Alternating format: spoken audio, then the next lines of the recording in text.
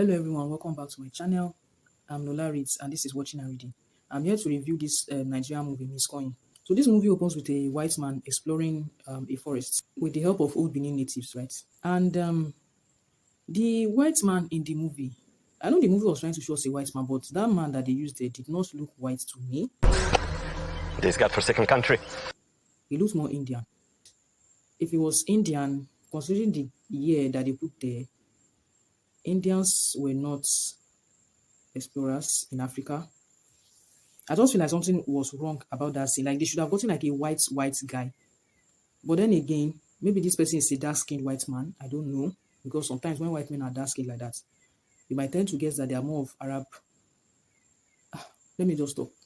Let me stop judging. But like the person did not look white to me. Let me stop it there. So this white man now gets to the front of this peculiar looking tree and tries to take a picture of the tree, holding some sort of dead rodent, right? So the blood from the dead rodents kind of like dropped on the root of the tree. And then that was when the man was unalived with the photographer, right? Years pass, and this site that the white man and the photographer was unalived by this mysterious tree, this site now has a school on it, Sterling Academy. And we are introduced to the staff and students of the Sterling Academy, right? So we see this man preparing to go to work, and he steps on, I think it's akara.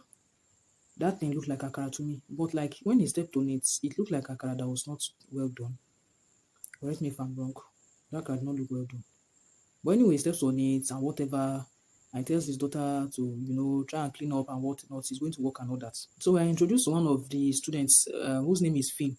And this Finn is like coaching his full son on how to get a girl, right? You know all this.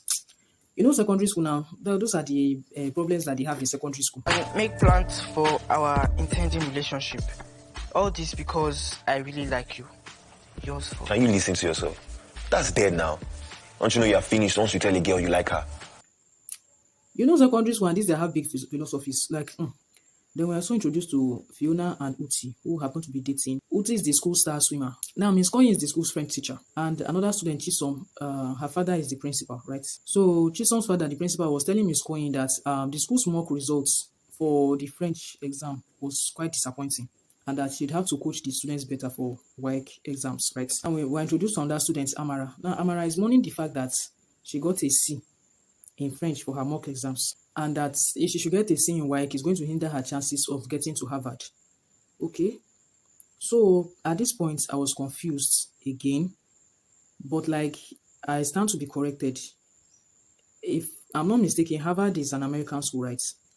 So I'm trying to understand how and why French as a subject would hinder her from getting into Harvard, right? Like French is not really important. But again, I'm not sure. I stand to be corrected because I've never applied for Harvard or all those American schools, so I don't know how it works. But I know, like, generally, maybe in African setting here, if you want to go to or do something concerning English, like French is not really necessary. You can just add the points, right? The points that you get for French, you can just add it to like your overall score to boost it up.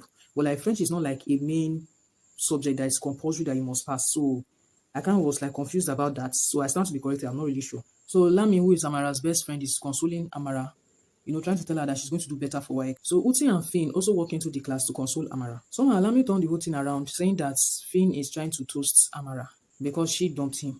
Like I said, secondary school, you understand, like it's things that don't matter that they take seriously there. So Chisom, the principal's daughter, who is not in this friends group, tells Amara that she can get all A's if she starts hanging with Finn and his group and focuses on her study. So Finn immediately challenges her by saying, who told this clown that she can say anything? Well, we do have 2 weeks before WAEC. If you focus on study instead of hanging with them, and maybe you can get all E's. Hey, who told this clown she could actually speak? Don't speak to her like that. And ask her to mind her business. Just stop. Okay.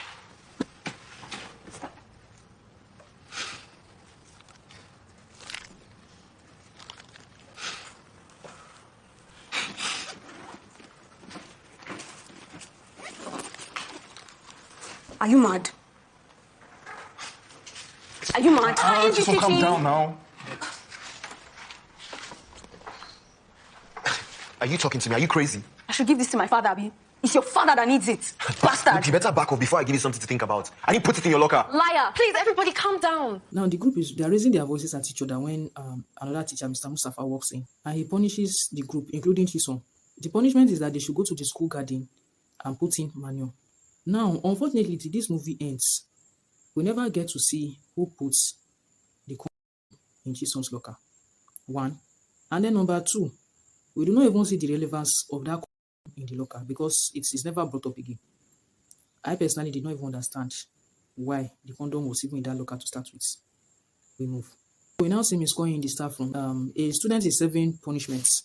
The Yoruba teacher was punishing the students, and while the student was on punishment, kneeling down in front of him, this teacher was now making a mockery of other students in the school. So Miss Kayin tells the student that he's punishing to leave, right? And she did that because it was wrong of the teacher to be mocking other students in the presence of the student that is serving punishment. But the teacher that punishes the student, Mr. Bankole, is actually furious at Miss Kayin for like relieving that student of the punishment that he put on. So he in turn, out of anger, he now tells her that this is not Paris, oh. This is Nigeria. If you keep talking anyhow to me, I will give you dirty slap. You and who? They not born you well. Oh, Banky. That's how she be shouting Paris up and down, Paris up and down. And all she know is telling academy. As if it's a father that owns the school. Whoa. It's in this school they will bury you if you keep doing anyhow to me. Very care. And I'm like, Mr. Bankole, you to the vessel, buried in the school as how? Calm down now.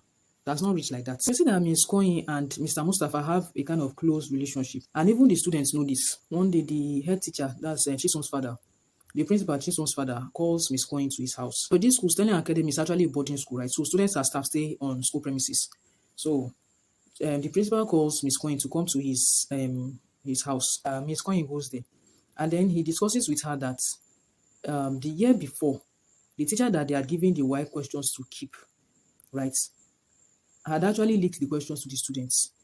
So like there was like an overall pass in that exam. And you know, it kind of like affects the school's reputation if they know that teachers are leaking questions to students. So he trusts Ms. Kayin to keep the questions safe for this year. So that's why he called her, so that she'll keep the Y questions with her and to be safe. Ms. Kayin actually didn't want to take on that responsibility, but after much convincing, she does. Now, another thing again I want to mention here is this. Except maybe the way WAEC examinations, except maybe the way they run their exam is different. I remember when I wrote mine, like how many years ago? It's more than 15 years ago now. When I wrote mine then, teachers did not keep WAEC questions. We wait in the exam hall and an official from the WAEC office brings the question paper to us on that day. So it's not like as if you have prior knowledge of what is there. They bring it to us on that day, sealed. It is in the presence of the students that the exam questions are opened by the WAEC official and then it's distributed to us.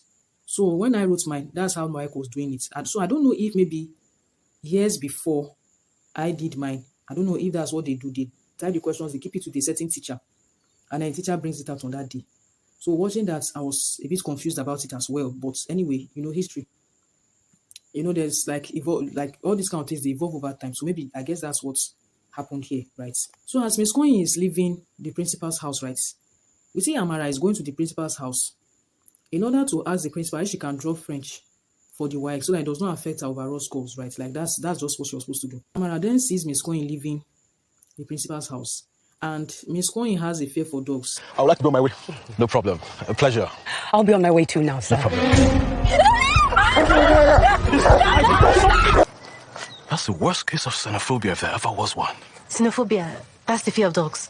Because of that fear, Ms. Kayin drops the white papers, right? And she's like just jumping up and down, afraid of the dog. And that's when Amara sees that Ms. Kayin has the WAEC exam papers. So she doesn't ask the principal if she can drop French anymore, right? And after Ms. Kayin has been calmed down, she takes the papers and she goes to her residence. So Amara keeps practicing for the French, right? But it's giving her a tough time. So Amara then decides to go and meet Ms. Kayin for Ms. Kayin to assist her in passing the French. Meaning Ms. Kayin should leak the French exam questions to her, right? Now Ms. Kayin refuses. And out of anger, Amara then says that, Get up! You're taking my dreams away because you haven't gotten yours. You think it's my good pronunciation that will get you to Paris? You're going to die! Get out, Amara! Get up! Ms. Kayin is going to die in the school. Similar to Mr. Bankole's course. Out of desperation now, Amara convinces her group to follow her to Ms. Kayin's house so that they break in and they get the question papers, right? And they can use it to rehearse before the main exam. And it's at this point, when they get to the house, that's when everything turns around for the worst, I'll say. So my thoughts for this movie, The premise of the movie, I would say I like the premise of the movie. I like the way the movie started, But along the line, the conclusion, it was sort of a disappointment because it had a lot of similarities with Madame Kwekwe, a lot. And then there was one part that was confusing me. The part where Miss Koyin runs into the evil forest and she falls on that evil tree, the tree that the white man was trying to take a picture of at the beginning. We see there that her blood fits the tree, right? So my assumption was that Miss Koyin had actually died. So someone cannot just hit their head and bleed out of their head and still make it alive again. But to my shock and to my surprise, after the evil tree was burned, Miss Koyin came back to life again. Oh, and well. And even said that she had an evil dream. How? I'm confused about that part. That's that about this review. I'd advise that you get the movie and you watch it, So that's that about this review. See you in the next one. Bye. What happened? I'm tired, Mustafa. I'm tired. None of this is worth it. None of it.